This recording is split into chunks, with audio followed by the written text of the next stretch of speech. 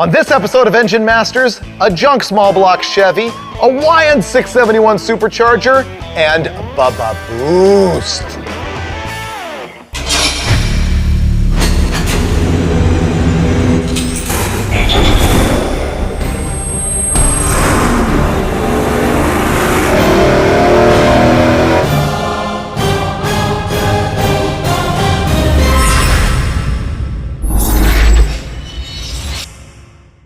Hey, it's Freiberger here on Engine Masters, where guys like Amsoil and Mr. Gasket and Earls pay for me and my buddies to hang around and make horsepower, and I love it.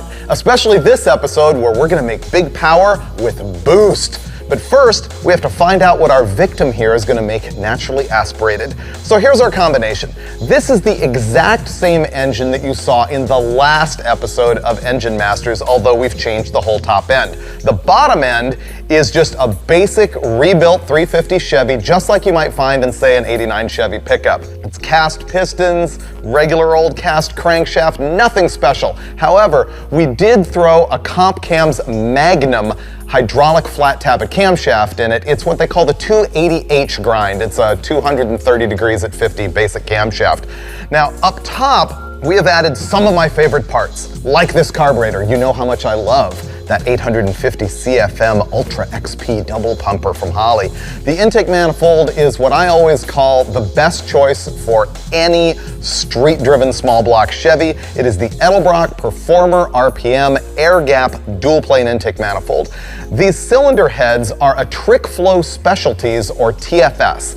They have a 195cc inlet runner. Now up top, underneath our Mr. Gasket chrome valve cover, we've also added a Comp Cam's roller rocker, just their entry-level rocker on there. It is a 1.6 ratio. So normally a small block Chevy has a 1.5 to 1 ratio on the rocker arm. That's what they came with stock. What the rocker arm ratio does is multiplies the cam lobe lift to give you more lift at the valve. For example, in this case, with a 1.5 rocker, this camshaft has 480 thousandths lift. With this rocker on it at 0 lash with the hydraulic, it makes 512 thousandths. And those rocker arms add just a little speck of duration as well. So we're gonna throw this on the dyno. Last time with Vortec heads, just iron heads on it made 365 horsepower. We're gonna find out if our better heads, intake, and carburetor can bump this thing over 400, and then go to the glorious YN671 Supercharger. Let's go chuck this thing on the dyno right now.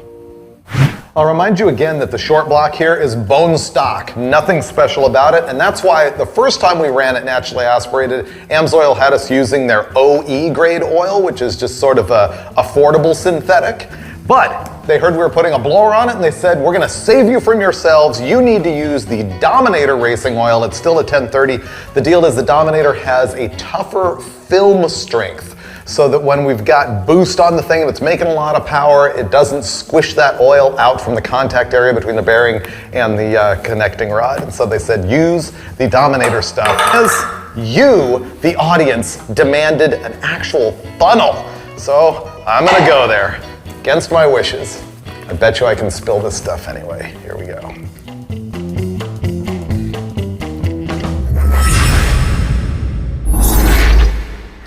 So we got our engine on the dyno. We know it's gonna be a lot better than the last episode when we ran the same engine with Vortec heads, low-rise intake manifold, and a 600 CFM carburetor, and a 1 5/8 inch tube header instead of these 1 3/4. So it's gonna be significantly better. We just don't know how much until Uncle Steve fires it up.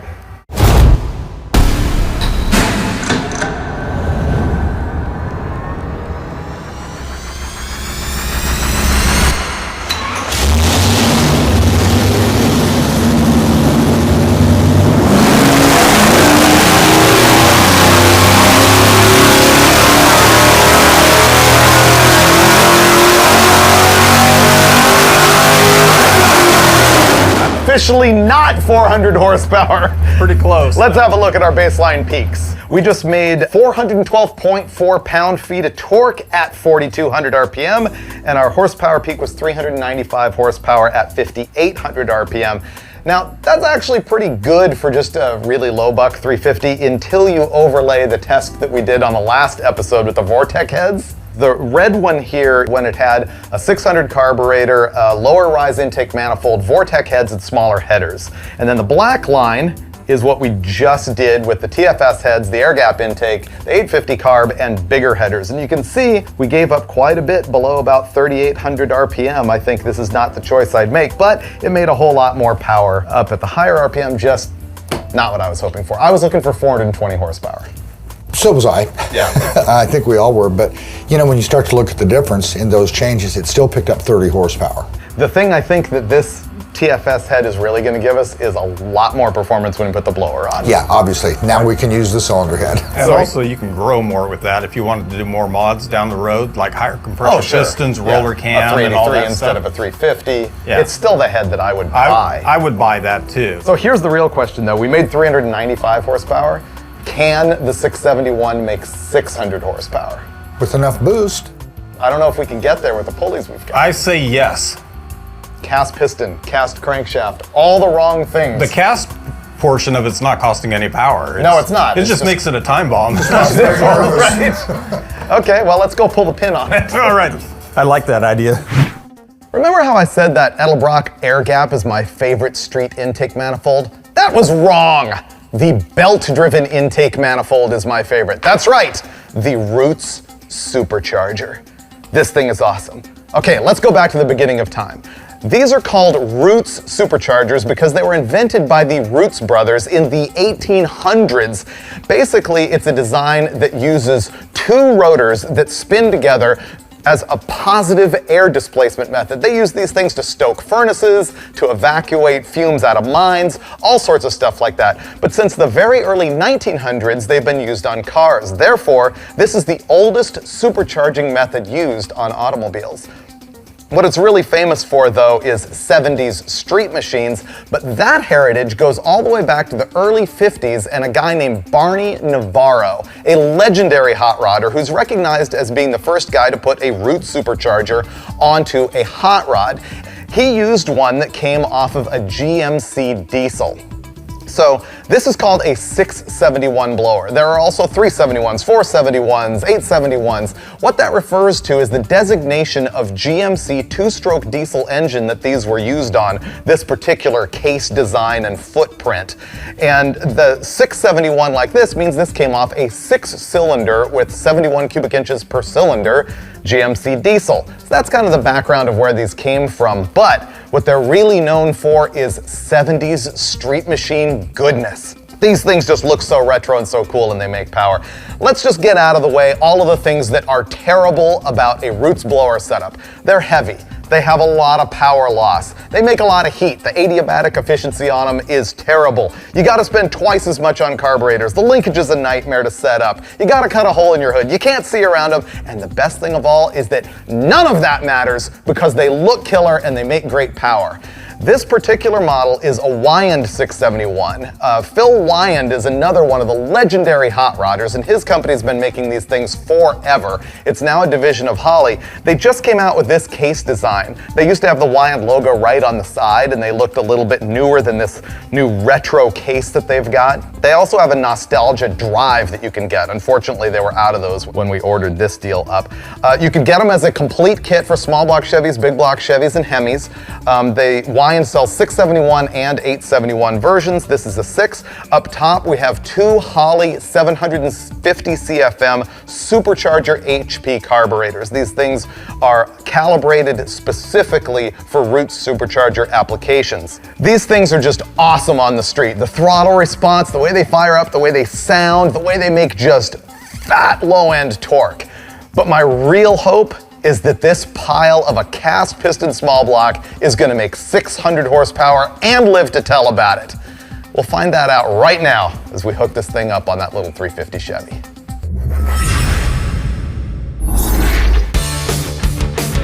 Oh, the hex bar. Always. Cut it 3 inches shorter. You always see us use this gray RTV in order to seal off the end rails on the intake manifold. And I wanted to talk a little bit about why, because you ever go to the parts store and there's all these different colors of RTV and you have no idea what to do? Well, basically you just need to read the package, but here's what Permatex told me about the new Optimum Gray and Optimum Black. Basically, we're using the gray on all of our old engines except for oil pans where the black is better. The black is designed kind of for newer engines that have thinner materials and that have fewer bolts like on an oil pan.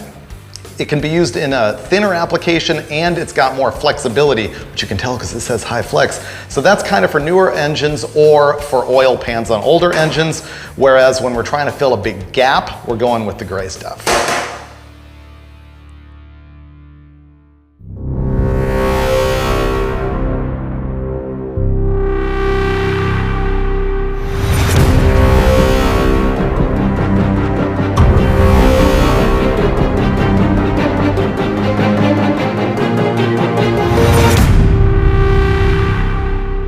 Bam.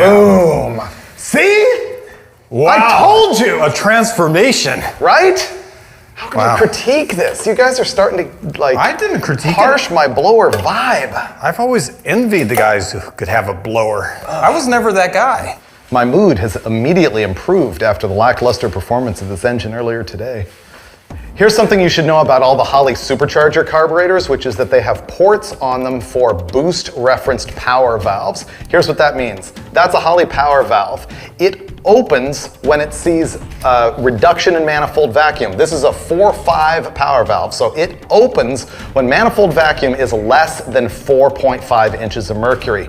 And the deal is that in some situations with a supercharger like this, you could have vacuum underneath the carburetors and you could have zero vacuum or maybe even just a hair of boost under the blower. And so the engine is wanting more fuel, but because there's vacuum under the carburetors, the power valve hasn't opened, and so you're not getting that extra fuel. So what you do is you run a hose from this port on the back of the manifold up to these ports that go to the power valves in all 4 metering blocks in these carburetors, and then you don't have to worry about that happening. So that's your deal on boost referenced power valves. What we're about to do is put a bunch of boost on a cast piston engine, which is a super bad idea. We've talked about it amongst ourselves. I would never do this in an actual car on something that you cared about. It's gonna fall apart. And we're doing this for, oh yeah, demonstration purposes. There you go, demo purposes only. Fire up that garbage.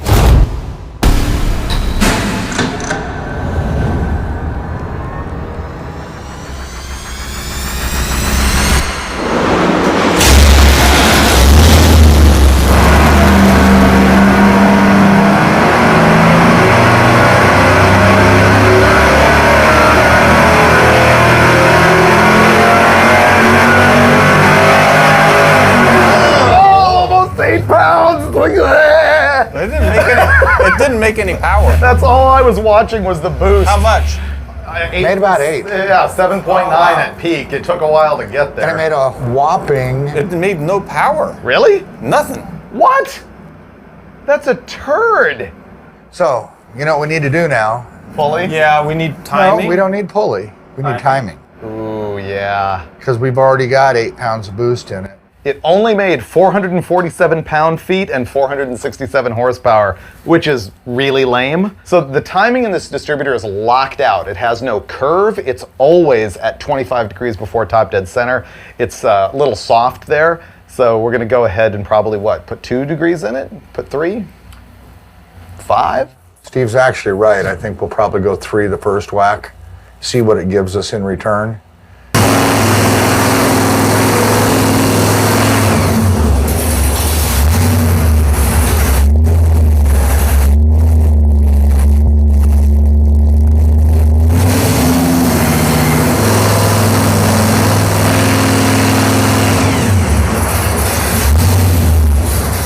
What'd you put in? 28. Really? I think he put 30 in and he's lying to us. No, I put 30 in at first, and then I backed it down 2 degrees. Really? Yeah. Okay.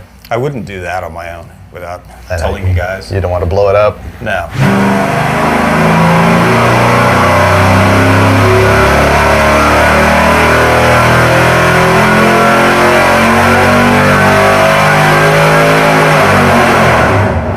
Well, that was disappointing.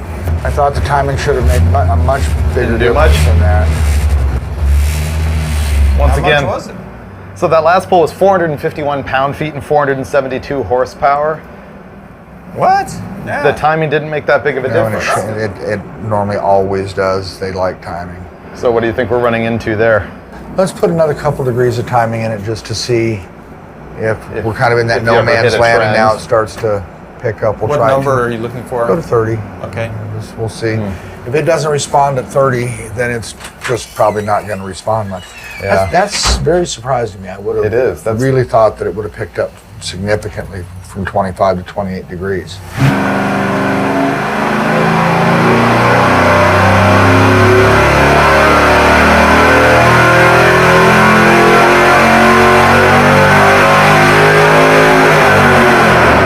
like that. That helped quite a bit. Okay, 480 pound-feet, 510 horsepower, creeping up. Still not what we'd like to see. Yeah, the blue line's where we started, black line's where we are now, and that's just with changing ignition timing. I think it's telling us what it needs to tell us right now, so I think we should look at another pulley combination, see if we can make the thing get up to 11, 540 horsepower would be pretty respectable. Cast piston. The question you have to ask yourself, do you feel lucky? I gots to know. Let's get the pulleys. I think the short version at this point is we're disappointed. I mean, the engine made less than I expected it to, naturally aspirated by like 30 numbers, and I think it's the same for these guys. And hence, it's not doing as well under boost as we would like it to. If it had made 420 horsepower to begin with, we would probably be making the 550, which is kind of a realistic number. Right now, we're looking at just above 500 horsepower, which, while it sounds lame when you look at this, when you realize that it's a 33% power gain over naturally aspirated, and it's a 350 cubic inch engine with a bone stock short block and a hydraulic flat tappet cam that's pretty tiny, you start to justify why it's not quite what we hoped it would be. Okay, making dangerous moves. We just flipped the pulleys so that the small one's on the top, big one's on the bottom. Now we're spinning the blower 11% faster than the engine speed, whereas before it was 10% slower. So this is gonna make more boost and either a big explosion that will put a smile on my face or a little bit more power, which might put a grimace on my face, we'll see.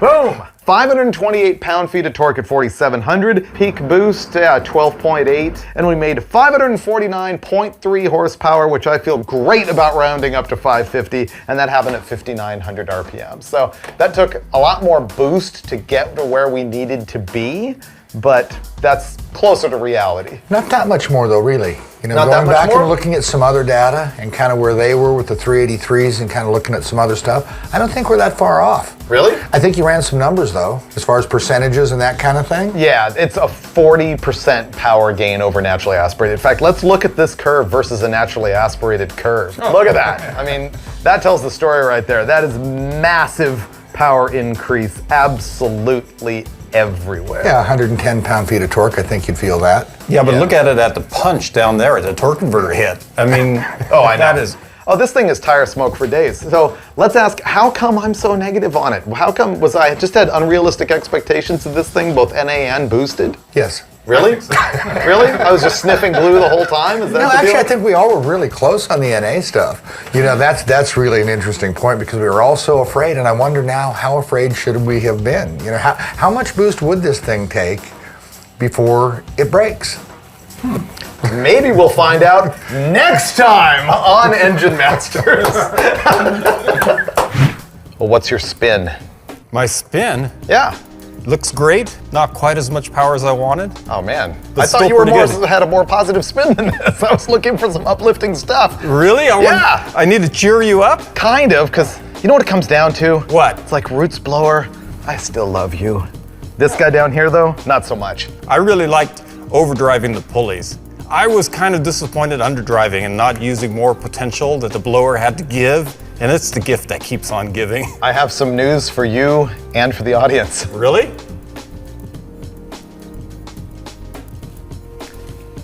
blower gasket. Blower gasket? Oh, no. A chunk of blower gasket blew out of the back of the thing between the manifold and the blower, and we didn't even notice, so we had that much of a boost leak. It still made the boost that it made. I mean, the power and the boost are still what they were, but we had to spin the blower harder to get it because of the boost leak, and that's why we had to go to such a radical pulley.